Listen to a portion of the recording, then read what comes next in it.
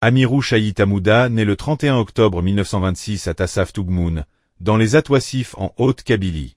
Orphelin de père, il passe son enfance dans le village natal de sa mère, Iril Ouamas. Avant de s'engager dans la politique, Amirouche est artisan bijoutier à Irilizane, en Oranie. En 1948, il intègre l'OS, organisation spéciale, organisation armée clandestine dirigée par Ossinaït Ahmed. Cette organisation est démantelée en 1950 et Amirouche fait partie des militants arrêtés et emprisonnés. Après sa libération, il entre en relation avec un noyau de résistants qui activait à Alger. Il rejoint le FLN en 1955 en Kabylie dans la région de Michelet, alors que le chef militaire de la zone militaire, Amar Hatchik, venait de trouver la mort au combat. Son sens aigu de l'organisation et son charisme impressionnant lui permettent d'affirmer rapidement son autorité sur ses compagnons. Il prend de sa propre initiative le commandement de la zone qui regroupait alors près d'un millier de maquisards, et devient adjoint de Krim Belkacem qui était le responsable de la Wilaya 3, Kabylie. En 1956, il est chargé de la sécurité du congrès de la Soumam, organisé du 13 au 20 août 1956 dans le village d'Ifri, dans la commune d'Ouzelagen, pas loin de Vegueyet, anciennement Béjaïa.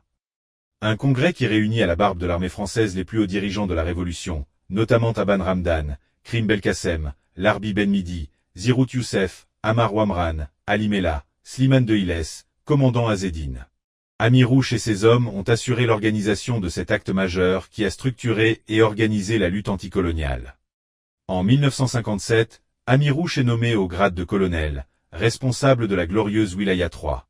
Devenu l'ennemi numéro 1 de l'armée française, il fut une légende de son vivant. De son PC niché dans l'Akfadou, il menait avec ses compagnons des opérations dévastatrices dans les rangs de l'ennemi. Au point que l'armée française organise en octobre 1958 une opération d'envergure pour le capturer, l'opération Brumaire qui réunit plus de 10 000 soldats, 8 généraux et 27 colonels. Mais, en vain. Il est surnommé le loup de l'Akfadou, ou Amirouche le Terrible, et souvent traité de sanguinaire par les officiers de l'armée française qui en parlent des décennies après sa mort. Ce maquisard insaisissable, dont l'évocation de son seul nom imposait le respect chez les siens et terrorisait ses ennemis, trouve la mort à l'âge de 32 ans, le 28 mars 1959 à Drartsamer au sud de Boussada. Les circonstances de sa mort soulèvent de nombreuses questions. Comment ce maquisard insaisissable qui arrivait à porter des coups décisifs aux unités de l'armée française malgré le quadrillage militaire extrême de la Kabylie, s'est-il fait surprendre dans une zone désertique? Une zone désertique où se trouvait une armada de 2500 soldats français, parmi lesquels plusieurs généraux, qui l'attendaient. Amirouche était accompagné du colonel Silouès et d'une quarantaine de maquisards. Ils étaient sur le chemin depuis début mars pour rejoindre la Tunisie à pied. Un périple de plusieurs semaines. Dans l'accrochage qui dura toute une journée, Amirouche et Silouès trouvent la mort ainsi que 35 de leurs compagnons. Amirouche venait de tenir le 4 mars 1959 son dernier conseil de la Wilaya 3 où il développait les motifs de son départ pour Tunis, demandait des comptes aux responsables installés en Tunisie sur l'interruption de l'acheminement d'armes et de munitions vers l'intérieur, et demandait que les recrues venues de la Fédération de France ne soient pas retenues au Maroc et en Tunisie, et soient envoyées vers l'intérieur. Amirouche soupçonnait déjà le clan du ministère des Liaisons Générales et des Communications, avec à sa tête le criminel Boussouf et l'état-major général, de préparer l'après-guerre en formant une armée, parallèle et occulte, aux frontières. Car lors de ce conseil, il déclare « l'Algérie sera indépendante », et il voit déjà la menace sur l'Algérie de demain. Il recommande à ses soldats de ne pas déposer les armes après l'indépendance, jusqu'à ce que le peuple puisse décider de son destin.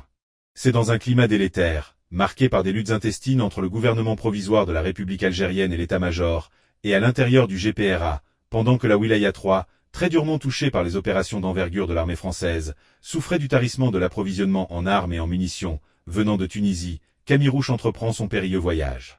Une visite que redoutaient les responsables de l'état-major à Tunis, à leur tête le sinistre Boumedienne, dont l'animosité envers les dirigeants kabyles était notoire.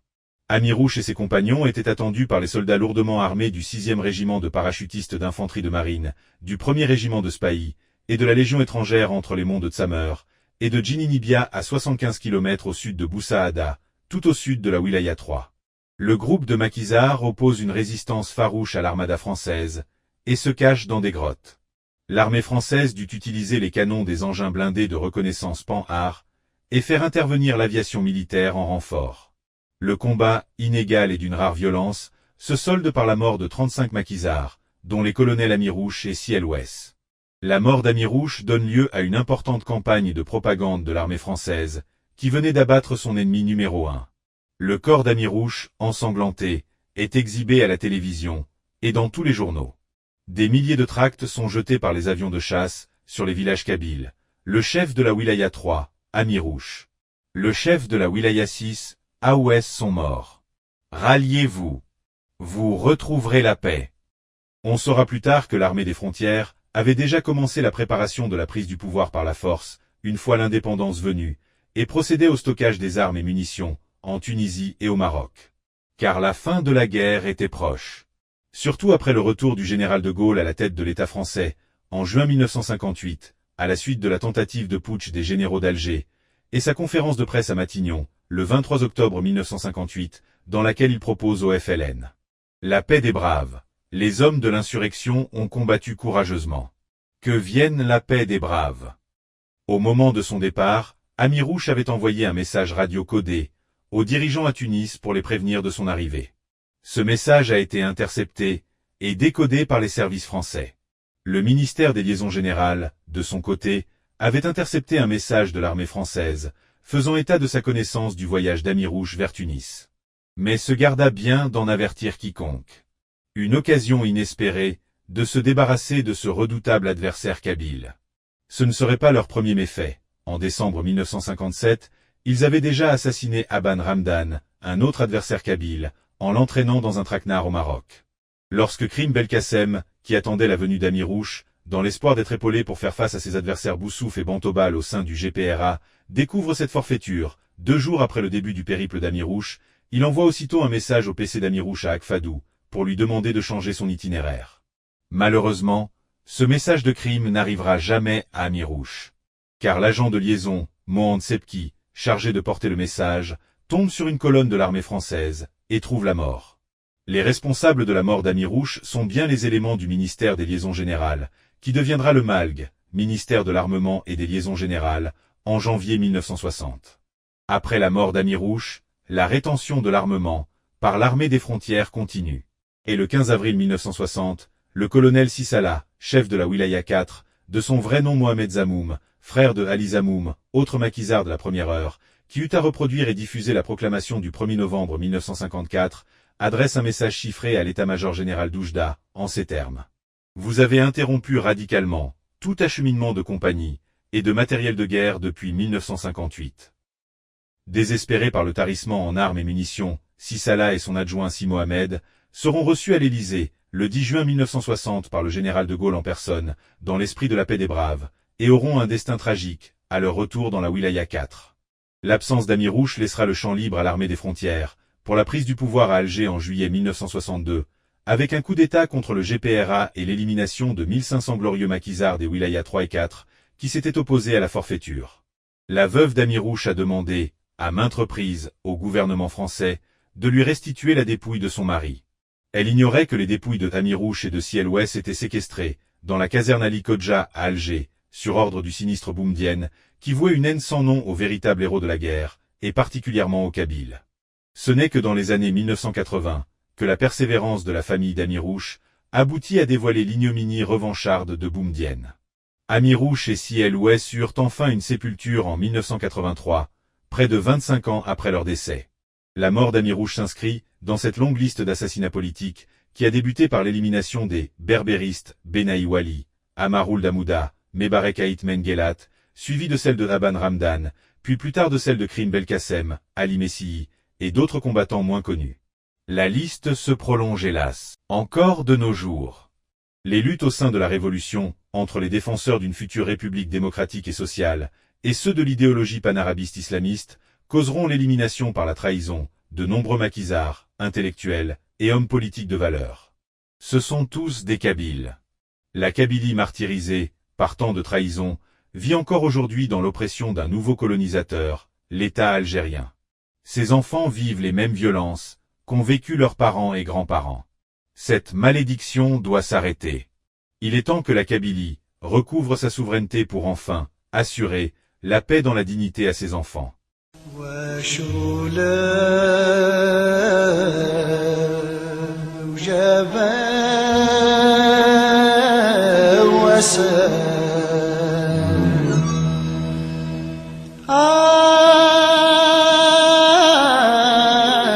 هيولي وحزان يوباد لا خبر غير فدان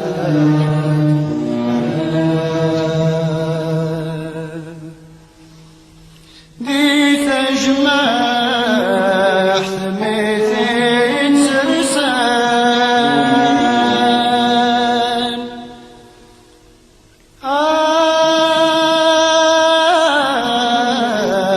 الوعد ربي سوف غندر الغشاش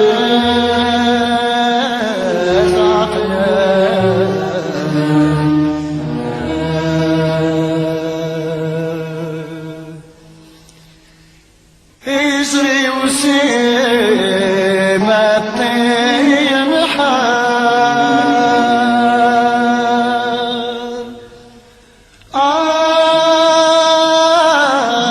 حار يهمي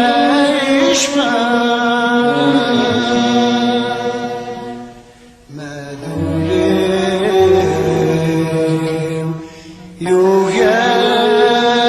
يوغاد يصبح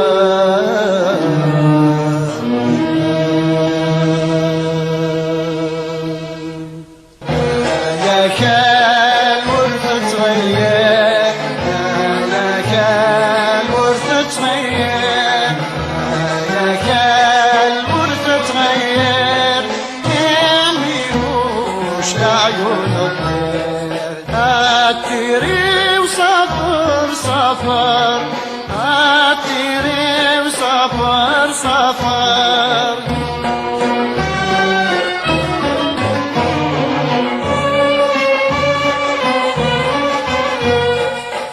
أبريدي خرق بايل نادي دون اردس وحال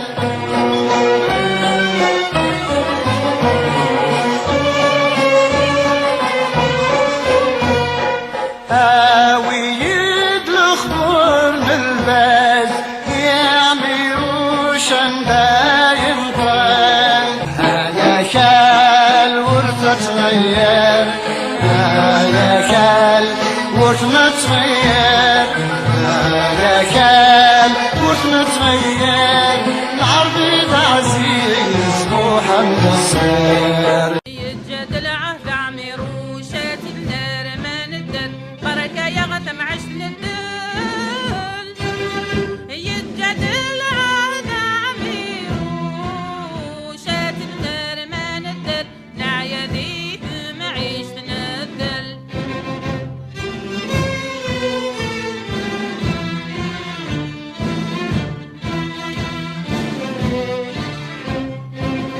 يتجاد العهد عمير وشات النار ما ندر بركة يا غتم عيش ندل يتجاد العهد عمير وشات النار ما ندر بعيانيت معيش ندل ميتي دوثان جرح عندك أمجهد عزيزنا الدسم يلا وايض السادس يرفد ايدي تسيل قاعة أمكران قابل يمك يولو وحيدة يبسعة جي غصات ربي غمي أكنة سعود الريحة يتجاد العهد عمير وشات الدار ما ندر بركة يخدم عيش ندر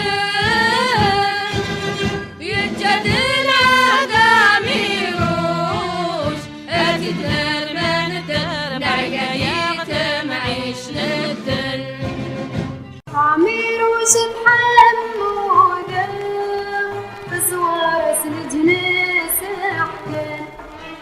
اسمي سيزرع عين وده